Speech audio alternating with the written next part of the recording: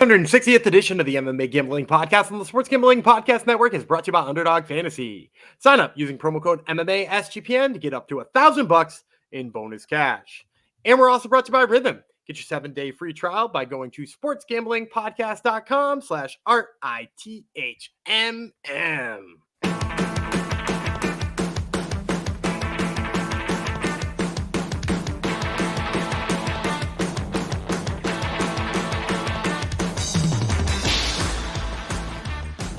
Howdy ho, DeGenerinos. Welcome to episode 666, the number of the beast. Not dedicated to the devil, dedicated to Ray, one of our friends on YouTube, who gave us really good analysis on whether if the fighters on our thumbnail have their tongue out, then they're going to lose the fight and stuff like that. So that's important stuff, hard-hitting stuff you can get on YouTube. This is the MMA Gambling Podcast. I think I jumped right past that part on the Sports Gambling Podcast Network.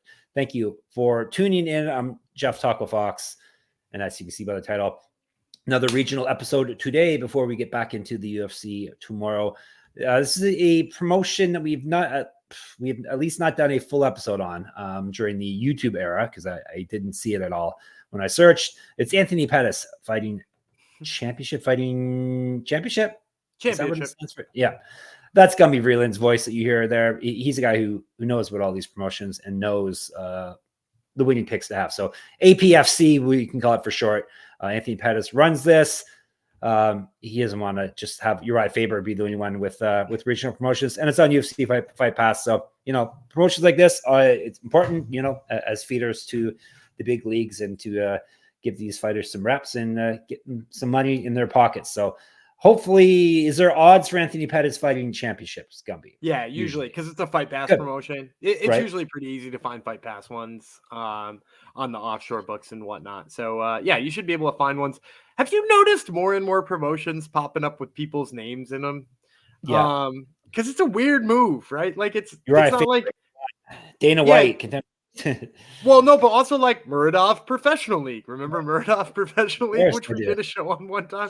Or like Shlemenko FC is on Fight Pass now too. So you can watch Alexander Shlemenko's promotion. So like it feels like a weird move, because I also know other promotions that have been owned by fighters. Mm-hmm. Like, doesn't Calvin Kattar own Combat Zone? And it's just called Combat Zone. It's not called Calvin Kattar's Combat Zone. And then I think Timmy Crater owns Bayou FC, which it's not called Timmy Crater FC, which had been kind of a fun organization title. So it's weird that there are more where they want to put their own name on it.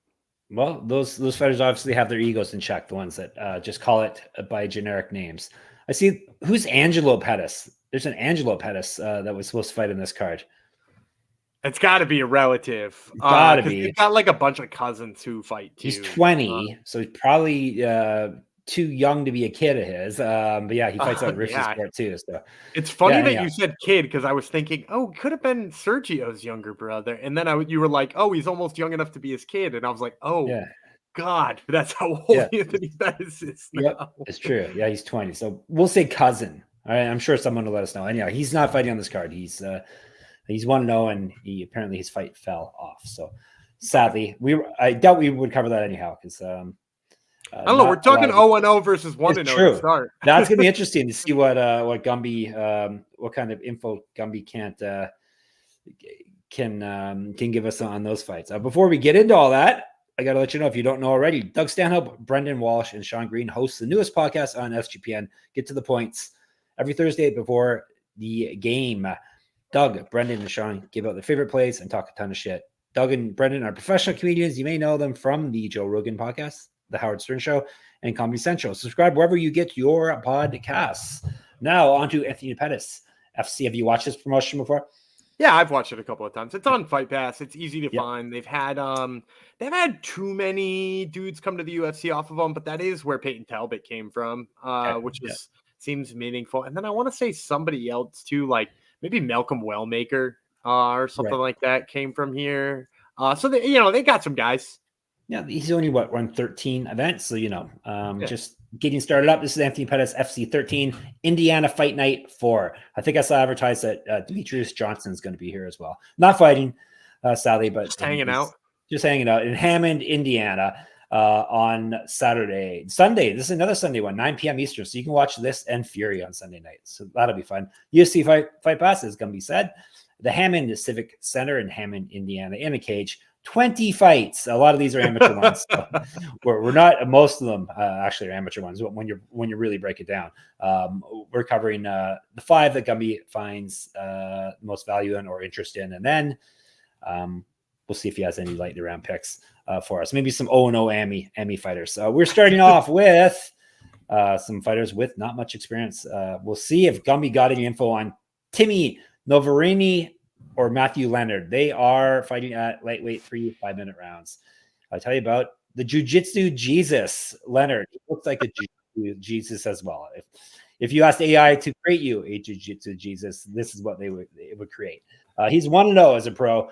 This is his debut in the promotion. His fight was in LFA, though, which is impressive. He went 0-1 in combat jiu-jitsu. He's 4 years younger than Noverini, 3 inches taller. Noverini 0-0 as a pro, 3-1 as an amateur. He's won his last 3 amateur fights and all via submission.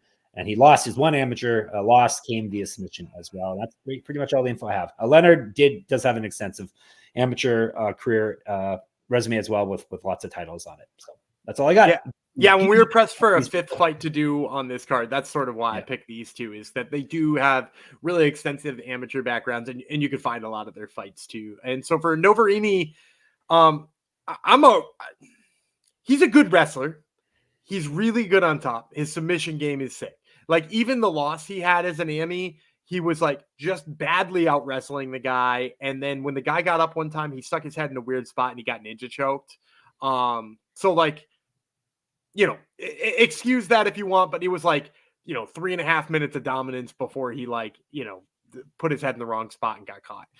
Other than that, he's pretty much been exactly what you would want a guy turning pro to do, dominated in the one way he's able to dominate, sort of working on rounding out the end of his game, and definitely hasn't yet because, he's 0-0.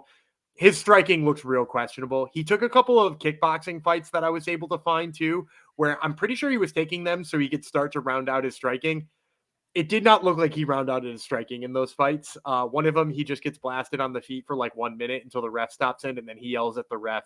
And like, it was totally warranted stoppage. Like, he looks very limited on the feet. But luckily for him in this fight, they gave him an opponent who, he's called the Jiu-Jitsu Jesus for a reason. Like, he is just a Jiu-Jitsu guy. Not even much of a wrestler from what I've seen. It doesn't look like he's got real good control of the hips when he shoots takedowns. He's just got like a wrestling game. I think he's a little bit better than Noverini on the feet, but like not in any kind of like sustained or manageable kind of way. And so my guess here, because they're both so new, is probably a pick 'em. If anything, maybe Leonard a slight favorite because he's got more AMI fights and is 1-0, so he has fought as a pro once. So you might be able to get Noverini as like a slight dog or something like that. But I do think he learned his lesson from putting his head in the wrong place in the first fight, and then seems to have, just played it really safe in his top control and worked to submission. So I really like Noverini just by being the guy who's going to be in the better position all the time. Leonard is going to have to hit a submission off of his back, or for some reason is going to have to suddenly develop crazy knockout power where he knocks out Noverini on the feet. So I like Noverini here, especially if we can keep the odds kind of close. Guess it makes sense to go against Jesus on the episode 666, does it not? Yeah, that's ironic right there. We got episode 666 and Jiu-Jitsu Jesus off the bat. Yeah, is it ironic though? Let's see. Or is this all part of Gumby's plan? All right, we're going to a pro fight. That one actually was pro too. This one doesn't have a weight class. I'm guessing it's flyweight. Would that be your guess as well? My guess is flyweight because I was trying to think the same thing. Cox has only fought once outside of flyweight. He fought once at bantamweight. He has mostly fought at flyweight, and then I think Salgado is exclusively fought there. So I kind of expect this one down to be at 25. Yep. We're talking about Jose Ignacio Salgado from Ecuador versus Dillon Cox from the United States of America. 3 5 rounds at 125 pounds, we assume. The Dominator, Dillon Cox, stealing a nickname. 6-5 with 5 submissions. He's been submitted 3 times. 0-1 in Anthony Pettis fight championship, from now on known as APFC. 2-1 over his last 3, 4-2 over his last 6. Got submitted in his last fight. He's fight at bantamweight, 4 inch taller than Salgado. Salgado 3-1 with 1 submission. He's been knocked out once. 2-0 in APFC. He's won 2 straight. He's not lost since November 2017. 3 years younger than Cox. So obviously, based on the record alone, like Salgado's got to be a big favorite, right? I'm guessing like negative 400 ish, like a 350 or 375 return on Dillon Cox, and I'm gonna take a stab on a giant underdog here in Dillon Cox. First of all, let me just lay this out there. As I'm saying, I'm picking Dillon Cox to win this fight, probably as like a 3-1 underdog, 4-1 underdog, maybe even. He is going to be wildly outmatched on the feet. Salgado is so much faster than him, so much sharper than him, and actually puts combinations together. And those things are all very scary for somebody who's fighting Dillon Cox, who seems to be kind of limited on the feet. With that being said, Dillon Cox is a JUCO national qualifier in wrestling. So while you look at a lot of his fights and his record's not great, he's had like wrestling success in every single one of those fights, including the last one. The last one he loses was by submission. The guy he was fighting straight up just a jiu-jitsu specialist. And I think that was for the Anthony Pettis flyweight title too. And it was just like, a jiu-jitsu specialist. He kept taking him down. He'd throw up an omoplata and use it to sweep and get to a position and then try to take the back. And like Cox just like was basically fighting off submissions the whole time. And if you've watched Salgado can wrestle a little bit. I don't think anywhere near what Dillon Cox can. But like, I'm not really worried about his submission game in terms of like countering from the bottom or using front headlock positions or things like that. Like he might have a good submission game when he's on top, but I also just don't think he'll ever be on top of Dillon Cox. Like I think Dillon Cox, based on what I've seen, I really like his shots. They're real fundamental. He's blended him well into MMA. When he does get kind of stuffed, he uses a really good duck under and winds up getting to the back really quickly. I think all of those things are good for against Salgado. He's just really got to watch himself against the hands. And I think, when you play that like dichotomy there, right? Like we've got one incredible striker and one incredible wrestler. If one of them is 3.5 to 1 underdog, like I think Cox is going to be here, it's probably worth the stab on the regional scene. So give me Dillon Cox. I think he should have a massive advantage in the wrestling. Hopefully someone has isolated Gumby at the starting saying he's taking a stab at Cox. So hopefully he someone has isolated that, right? And having fun with it. Put that on YouTube Shorts and see how yes, for sure. All right, a shorts about Cox will do very good for us. All right, Underdog Fantasy. I'm sure they love me transitioning to them after that. Gumby just picked an underdog, hopefully, and an Underdog Fantasy Pick'em is always adding to their awesome menu. They now have first touchdown pro ejections. There are tons of ways to win with NFL, college football, MLB, and yes, MMA, and more. If you want more, they got more. I've seen tennis on there. I've seen golf on there. They got it all. Their lobby is jam-packed with profit, a boost, and no sweat entries. You know, use specials and boosts on all flex entries. Gumby's going to give you a play, maybe for Tuesday, maybe not.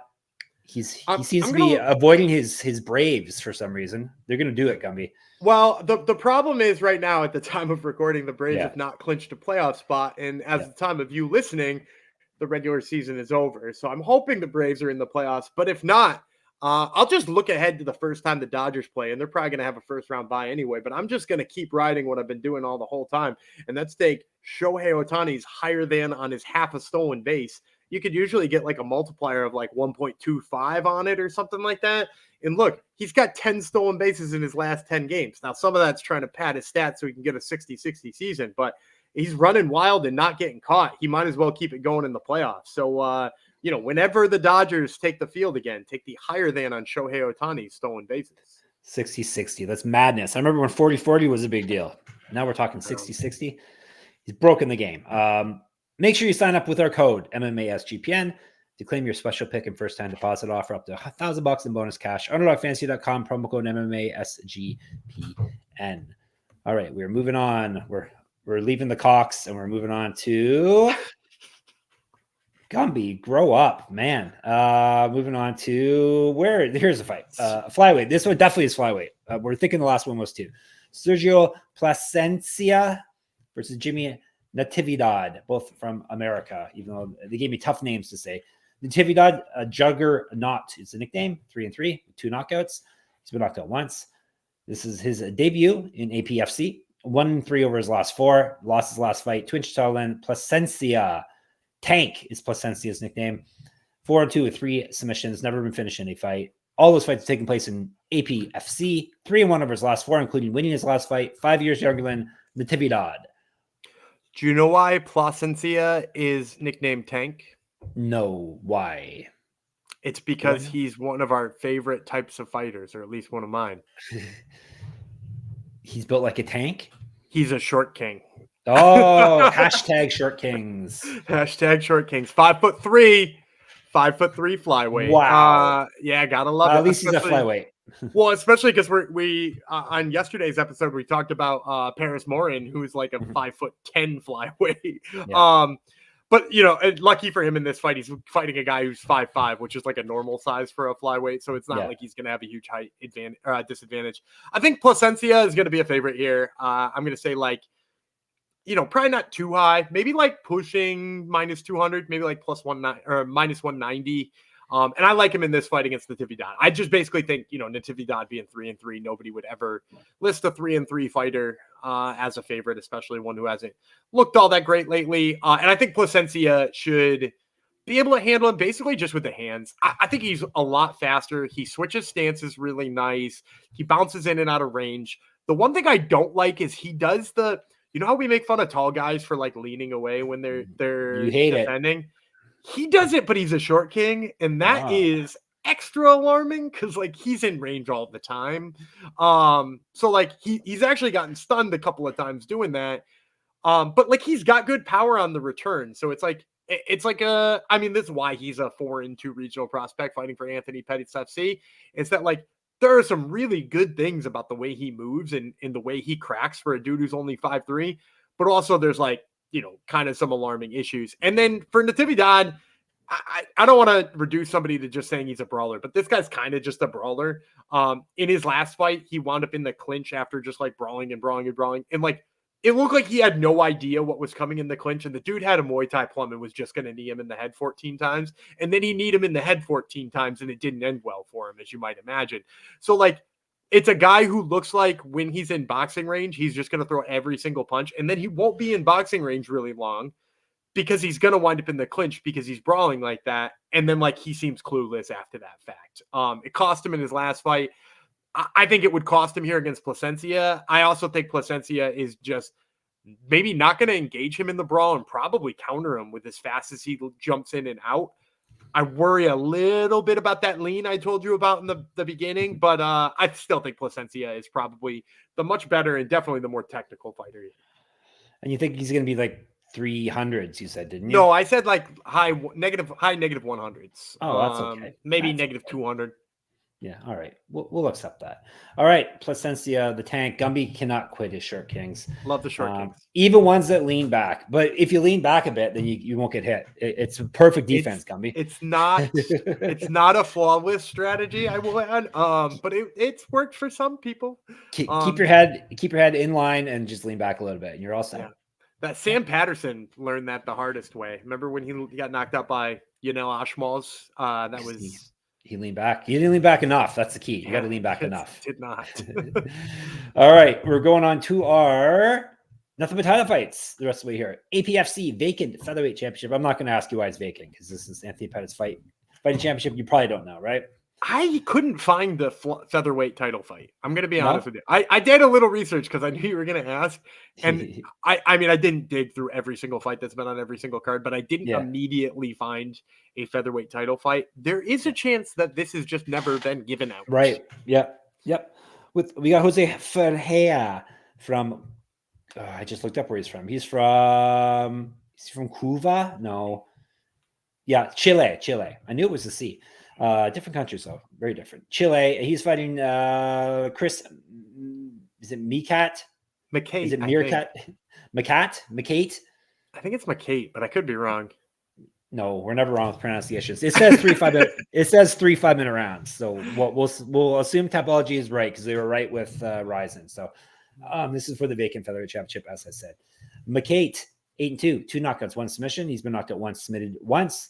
So finishing both his losses. He's debuting in APFC on Sunday. He's won 3 straight and 8 of 9, but one of those fights in the 3-fight winning streak is ineligible. I think he fought I Can. He fought for Gladiator FC, which they pretty much just disqualify any fight that ever happens for that organization. And he 1-1 in LFA, so he has fought legit organizations as well. Ferreira, Tiro Loco, crazy shot. Does that sound right? Is that it's Quick Shot McGraw's name in Spanish speaking countries. Okay, cool. Which is a cartoon for those of you young heads who've never seen a Hungry Man dinner. I'm impressed. I'm impressed that Gumby knows who that is. Ferreira has 12-1 with 1 no contest, 4 knockouts, 5 submissions. This is his debut. Stepping right into a title fight. Won his last TKO, 1 low in LFA. Multiple regional championships on his mantle. Correct. Get the shirt. sportsgamblingpockets.com/store. Get sticky with it. Used to fight down at bantamweight, up at lightweight. 6 years younger than Mecate. 2 inches of reach on him. So I'm going to guess Ferreira based on the record and based on some of the recent results. I'm going to guess he's a decent sized favorite here. We'll say maybe the same numbers as we were talking about in the last fight, like maybe negative 190, negative 200 to like a plus 170 on the return from Mecate. And I'm going to take Mecate here. I think the thing for me about Ferreira, first of all, not super impressed by him on the feet. It seems like his strikes are kind of predictable for somebody who's had as many fights as he has. Like you can kind of, you can guess he's going to throw this combination next because it seems like he throws them in order. It's almost like he's hitting pads. Things are just a little bit on the road side for him. And then Mecate, really light on his feet, at least until he starts throwing. And then he like sits down on those punches real hard. But like, regardless of what you think about the feet, I think this fight winds up getting decided on the mat. Because Ferreira, first of all, I think another reason he'll be a favorite, really good jiu-jitsu on top. He's got, good submissions, good ground and pound, all that kind of stuff. But I don't trust his takedowns. When you watch the guys he's taken down, a lot of it like upper body locks that he just kind of muscled over, not even really a trip in there. It doesn't look like it's an inside trip or an outside trip or a judo toss or anything like that, but just kind of like muscling a guy's upper body. And if you look at the build of Mecate, like, I don't think you're just going to muscle that dude down. He's huge. And Mecate is a really good wrestler. Like, I love the way he gets to the hips. I don't personally know about his wrestling background, but it would shock me if he did not at least wrestle in high school based on the like level of wrestling he has. And it wouldn't surprise me if I found out he was a college wrestler. So like he's got really good wrestling. He does a really good job controlling the hips and keeping people on the ground. And I think really for me in this fight, between the fact that it seems like he throws harder on the feet and is going to be in charge of the control, I think that that's enough for me to pick him here. So I like Chris Mecate. I think, despite the age and maybe what people think of Ferreira as a prospect here, I still think Mecate is the better fighter. All right. Gumby hates Chilean fighters. He just said it, everyone. That's not true. Don't I? I feel like there's a Chilean fighter I really like too. And now you're... Yeah. We don't get a heck of a lot from Chile. It could be an untapped spot for the UFC. So, no, he likes stabbing cocks, but he likes Chilean fighters as well. So, stab at cocks. I'm sorry. He's never going to live it down. I'm just going to grind it into the ground as well. All right, before we move on. Can we talk about Bet US? We are going to talk about Bet US. We're brought to you by Bet US. Bet with the best in the business, Bet US. Bet US has been around for more than 30 years. And you can easily deposit using cryptocurrency and get lightning fast payouts. Check out their lines, MMA, UFC, all that good stuff. And you can support SGPN and get yourself access to another great book by signing up at Bet US. Use our link, sign up, and get a 125% deposit bonus on your first 3 deposits. Go to sportsgamblingpockets.com/betus. That's sportsgamblingpockets.com/betus. Promo code SGPN so they know we sent you. Bet US, America's favorite sports book. And of course, SGPN's proud partner, Rhythm, is the #1 AI-powered sports betting platform that helps provide bettors of all levels the ability to build custom predictive betting models in seconds. Get predictions for betting on money lines, spreads, totals, and props. Build your own model, copy one of the top performing models for the leaderboard, or press build a model for me, and Rhythm gives you predictions for every game and player prop. And also has a myriad of stats, research, and trend analysis to give you even more betting insights. Claim your 7-day free trial today by going to sportsgamblingpodcast.com/rhythm. That's sportsgamblingpodcast.com/RITHMM. You got to slow that part down. I'm always racing through it. All right. We have raced to the main event. It's another vacant title. Is this one a new championship for them too, or don't you? No, this one, I know they gave it out. They had, I think it was Anthony Pettis Fighting Championship 4. They called it Night of Champions, and they gave out a title in the lightweight division. So that was 9 events ago, which for this organization, probably a full year ago. That fighter never fought again and seems to have deactivated his Instagram.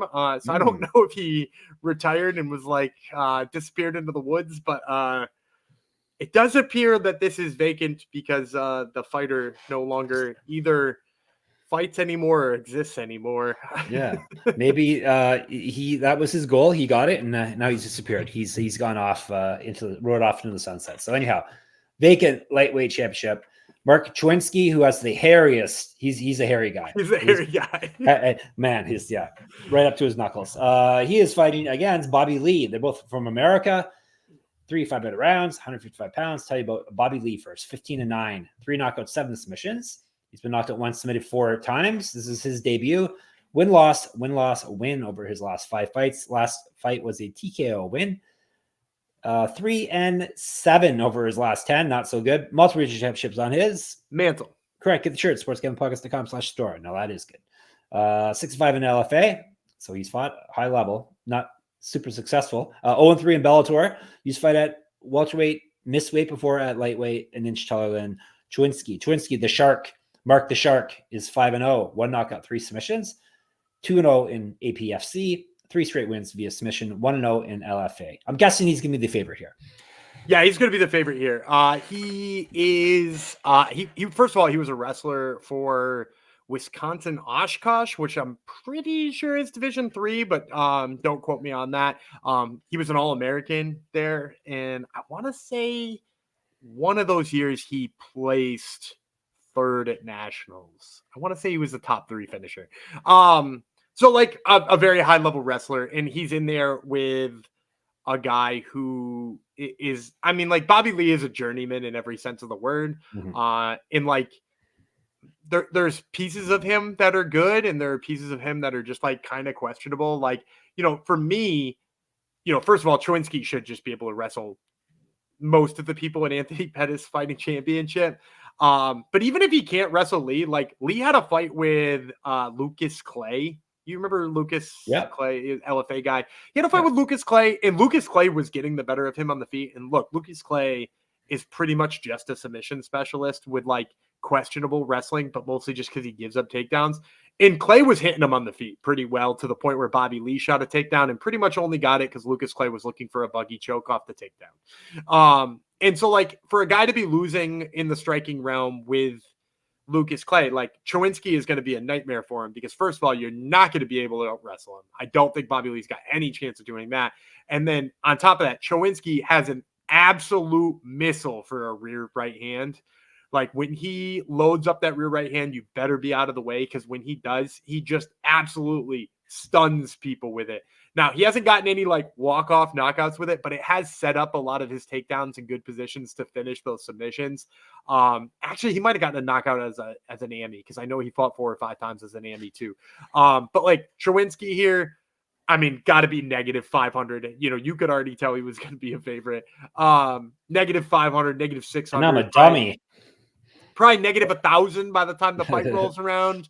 But I'll take Choinski here.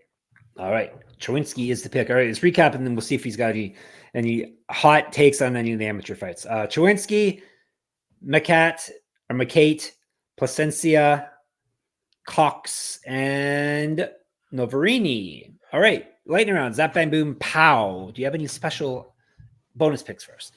Yeah, I'll take, I got 2 of them. Zayan Soliev is fighting on the undercard. I want to say he's like 3-1 as a pro fighter, if I'm remembering correctly. Sick jiu-jitsu. Even when you go back to his AMI fights, like really sharp on the ground, really good arm bars. He works equally as good on top and as on bottom. I like him a lot. I think he should win pretty easily, no matter what you see the odds at. The other one I'm going to take is Leo Solis.